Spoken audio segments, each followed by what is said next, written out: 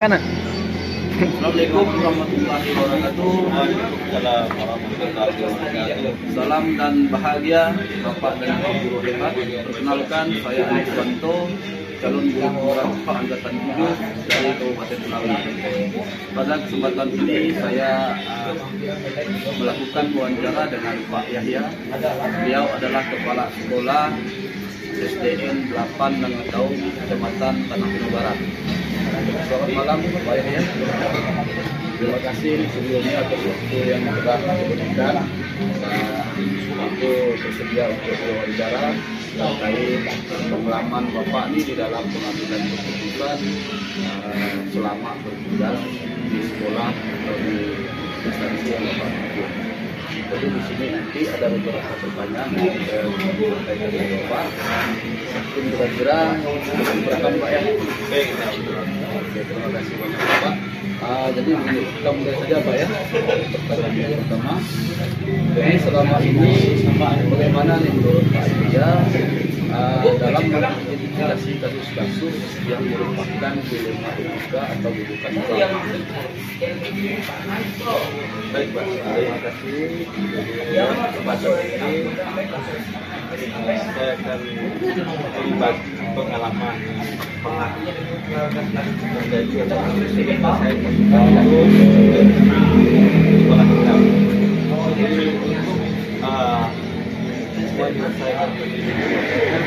kita memahami permasalahan itu, permasalahan terjadi, kita paham itu, terus melakukan pendataan atau menyusun indikator terhadap kasus yang terjadi, apakah tergolong dilema etika atau bukan moral. Baik, jadi intinya itu adalah bagaimana memahami sebuah kasus itu Pak ya. Baik. Berikutnya Pak, pertanyaan berikutnya, jadi selama ini bagaimana Pak Yahya ini menjalankan pengambilan keputusan di sekolah, terutama kasus di mana ada kepentingan yang sama-sama benar atau sama-sama menghadiri.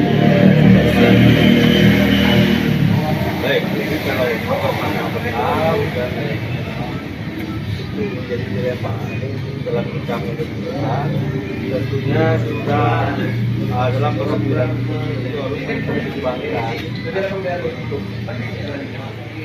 kemaslahatan orang banyak dan tidak bertentangan dengan norma-norma yang berlaku dalam sekolah, ada istiadat norma agama. Biasanya artinya intinya bisa diterima kan? Bisa diterima semuanya. Keputusan itu bisa diterima semuanya. Pertanyaan yang ketiga, langkah-langkah nih. Langkah-langkah atau prosedur seperti apa nih yang biasa Bapak lakukan selama ini dalam keputusan? Jadi kalau secara umum Pak, jadi selain indikator tadi, kita artinya secara personal juga kita melakukan komunikasi terhadap yang bersangkutan tadi. Jadi dan untuk penyelesaian kasus ini kita berkoordinasi juga dengan kawan-kawan guru di sekolah, komite, terus pengawas kalau kita di sekolah itu kan. Bagaimana cara penyelesaiannya, di mana yang kira-kira tidak merugikan untuk pihak-pihak yang lain. Jadi intinya berkoordinasi dan minta masukan dari kawan-kawan komite pengawas sekolah. Baik Pak, itu luar biasa ya. Jadi berikutnya, hal-hal apa saja nih Pak yang selama ini dianggap efektif dalam pengambilan keputusan pada kasus-kasus dilema etika ini? Tentunya kalau kita secara umum Pak ya, artinya kita akan banyak pertimbangan bagaimana supaya pihak ini bisa menerima semuanya Dan kadang kita minta masukan dari kawan-kawan, dari orang-orang yang tidak paham terhadap itu supaya kita memberikan suatu permasalahan sesuai dengan prosedur yang ada. Tidak bertentangan dengan hukum atau norma-norma yang lain. Sepertinya aman dari Ya, kita masukan dan mana yang dianggap itu baik. Jadi tadi kan juga adalah hal yang Ya, ini hal-hal persamaan yang merupakan tantangan dalam pengambilan keputusan pada kasus-kasus yang dianggap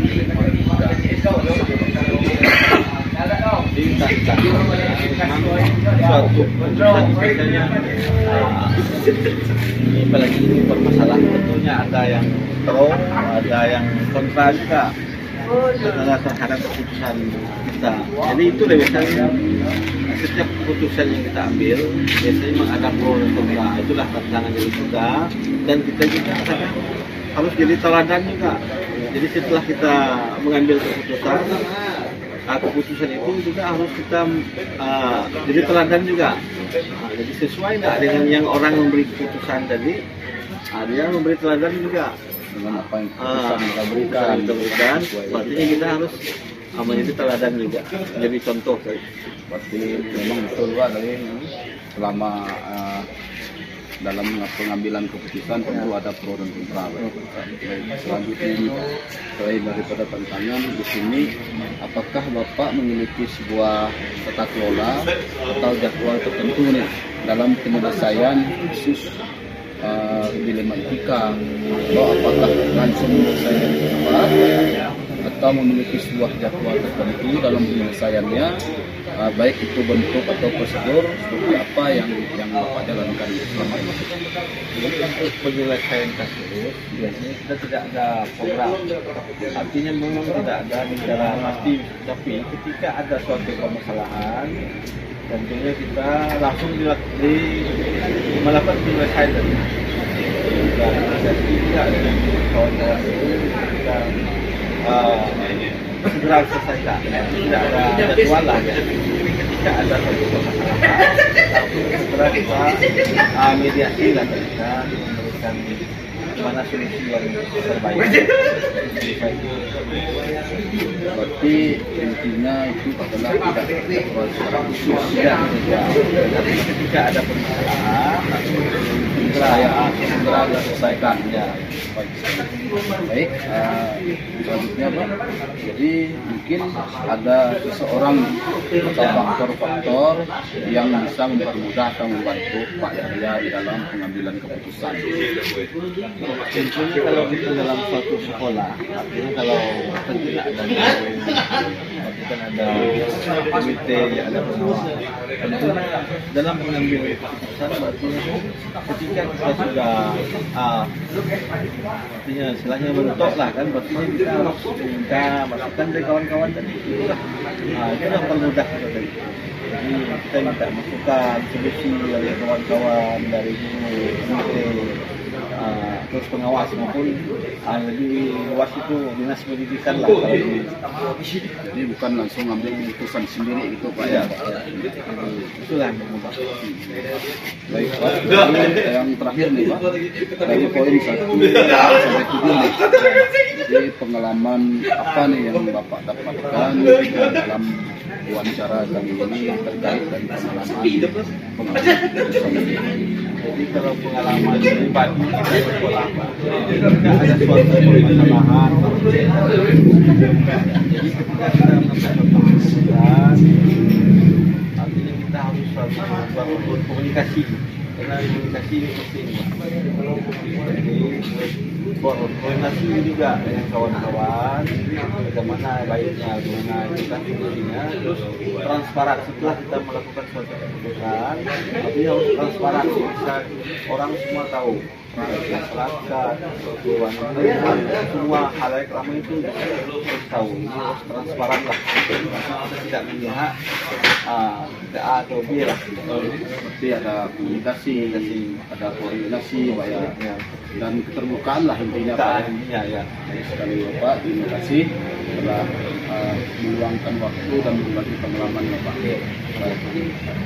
Baik, rekan-rekan, demikianlah petikan wawancara dengan Pak Yahya, Kepala SDN 8 Taum, Kecamatan Pinang Utara, rekan Tanah Pinang Barat. Semoga apa yang menjadi pengalaman Pak Yahya dapat kita aplikasikan di lapangan dan membantu kita bersama. Akhir kata, wabillahi taufiq wal hidayah. Assalamualaikum warahmatullahi wabarakatuh. Salam dan bahagia. Sip.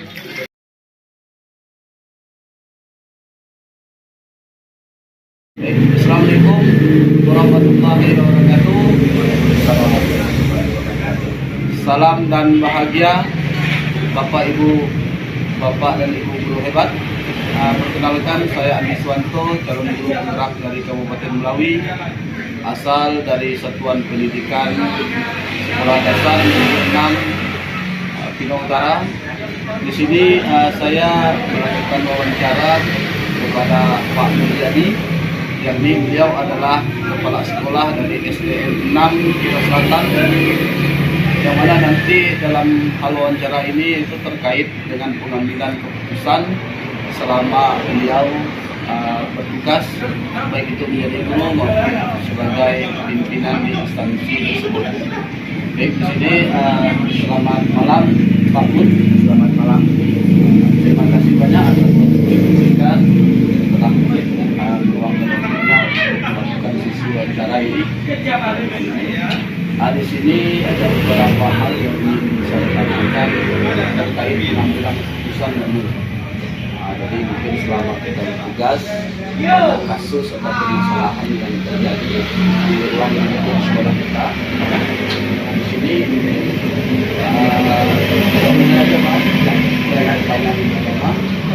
yaitu selama ini bagaimana menurut kamu mengidentifikasi kasus-kasus yang merupakan dilematika atau rujukan moral dalam mengidentifikasi kasus. Baik, di dalam saya mengidentifikasi kasus yang merupakan dilema etika dan membutuhkan moral ini, saya sebagai seorang pemimpin, kedua kasus tersebut tentunya harus dapat kita identifikasi dulu dengan cara benar dan teliti agar di suatu kita mengambil keputusan tidak terjadi suatu kesalahan. Nah, dengan cara ini, kedua kasus ini tentunya mengidentifikasi kasus tersebut dengan memahami masing-masing kasus, tentunya saja untuk harus berkomunikasi dengan pihak-pihak yang terlibat. Bila perlu, saya akan mengadakan pendekatan secara personal. Setelah permasalahan itu sudah kita pahami, maka pemetaan jenis kasus tersebut akan lebih mudah akan kita lakukan untuk melakukan suatu keputusan.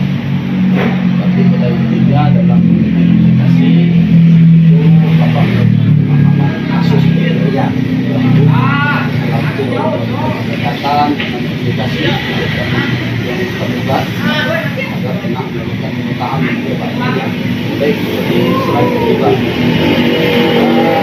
selama ini bagaimana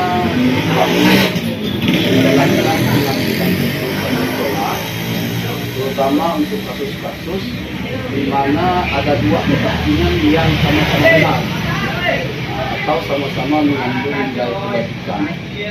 Bagaimana nih kita saling baik, jadi untuk kasus dilema etika, saya akan mempertimbangkan dulu hal-hal yang dianggap sama benar tersebut, apakah hal tersebut, kebenaran tersebut dengan kepentingan perseorangan atau orang banyak.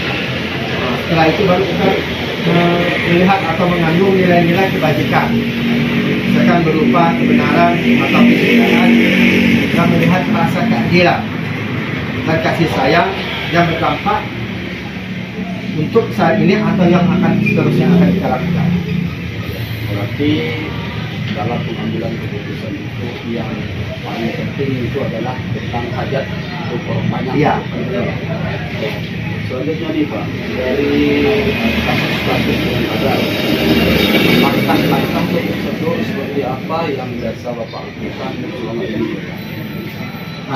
Langkah-langkah sebelum saya mengambil suatu keputusan, supaya tidak menghakimi baik itu orang saya sendiri atau orang banyak, saya akan mendengarkan secara seksama dan tidak lupa juga suara hati dan tidak lupa penalaran fakta yang harus sejalan dengan unit kecil yang paling kecil. Nah, kerugiannya dan besar manfaatnya terhadap permasalahan atau kasus tersebut. Jadi tidak menghakimi salah satu pihak, Iya. Pak ya. Iya. Jadi tidak menghakimi salah satu pihak, Iya. Pak ya. Iya. Lalu memperhatikan fakta-fakta yang terjadi sehingga dalam kedepannya lebih Ya. Kemudian tahap berikutnya adalah melakukan investigasi. Ya, investigasi untuk memeriksa kembali fakta berupa data yang akurat dan ditemukan peluang berupa jalan keluarnya atau solusi yang akan kita ambil suatu keputusan yang terbaik. berarti ada peninjauan ulang Ya, terhadap betul. keputusan yang diambil. Kita harus memeriksa investigasi itu terhadap kasus tersebut. Baik, berikutnya nih Pak, Ya. hal-hal apa saja yang selama ini Pak Mul anggap efektif dalam pengambilan keputusan pada kasus terkait dengan etika? Ya, di dalam kasus pengambilan keputusan tersebut dengan dilema etika, hal yang perlu dilakukan adalah dengan menemukan inti pokok permasalahan yang tersebut dan berpikir secara objektif terhadap kasus tersebut. Diketahui dulu Pak ya. Ya, betul. Yang baik. Baik, selanjutnya nih Pak. Jadi apakah Pak Mul memiliki sebuah tata kelola atau jadwal tertentu di dalam menyelesaikan sebuah permasalahan atau kasus dengan terkait dilema etika? Apakah Pak Mul langsung menyelesaikan di tempat atau memiliki sebuah jadwal tertentu untuk menyelesaikannya? Bentuk atau prosedur seperti apa yang Bapak jalankan? Nah, jadi untuk mengambil suatu keputusan kita tidak akan memiliki jadwal, tapi kita melihat situasi kondisi yang terjadi. Kalau memang kasus itu termasuk berat, ya kita mungkin secepatnya untuk mencari solusi dan identifikasi masalah tersebut. Berarti tidak terjadwal secara Iya, tidak terjawab secara khusus. situasi kondisi lapangan ya. Adakah seorang faktor-faktor apa yang selama ini mempermudah Pak Mul atau yang membantu Pak Mul dalam pengambilan keputusan pada kasus dilema etika? Pertama faktor yang selama ini kita berbeda, pertama harus sudah komunikasi dalam hal ini terhadap semua warga sekolah. Ya, terhadap semua warga untuk mendengarkan secara personal dulu dan dapat mendengarkan tentang apa yang terjadi dan menjadi faktor untuk mempermudah atau membantu dalam mengambil suatu keputusan di dalam kasus tersebut. Berarti intinya adalah menjalin komunikasi. Iya, komunikasi. Berikutnya, adakah terakhir nih Pak ya? Yang terakhir nih, dari semua hal yang tadi kita bicarakan dari awal, yang telah Pak Mul sampaikan tadi, pembelajaran apa nih yang dapat dipetik dari pengalaman Pak Mul dalam mengambil keputusan dilema etika? Pertama, dari pengalaman kasus ini tentunya mengambil suatu keputusan, yaitu maka kita dari awal sudah bisa mengetahui dan pembelajaran yang dapat kita petik, yaitu pertama kita mengidentifikasi jenis kasus tersebut, dan harus bisa dilakukan lebih awal dan dapat menentukan langkah-langkah apa yang akan kita dipilih dalam menentukan dan menyelesaikan kasus tersebut, sehingga keputusan majelis tersebut tidak merugikan salah satu pihak. Nanti kesimpulannya Pak Mul itu harus mengidentifikasi kasus yang ini. Iya, Agar mudah dilihatkan. Baik sekali Pak Mul. Jadi terima kasih atas sesi wawancara yang sangat luar biasa ini. Dari pengalaman Pak Mul juga mudah-mudahan dapat saya terapkan di tempat saya. Baik, demikian sesi wawancara dengan Pak Mulyadi. Mudah-mudahan apa yang dia sampaikan dapat diterapkan oleh kita di sekolah dan merupakan pengalaman yang sangat luar biasa. Baik, akhir kata saya ucapkan wabillahi taufiq wal hidayah. Assalamualaikum warahmatullahi wabarakatuh. Salam dan bahagia. Oke.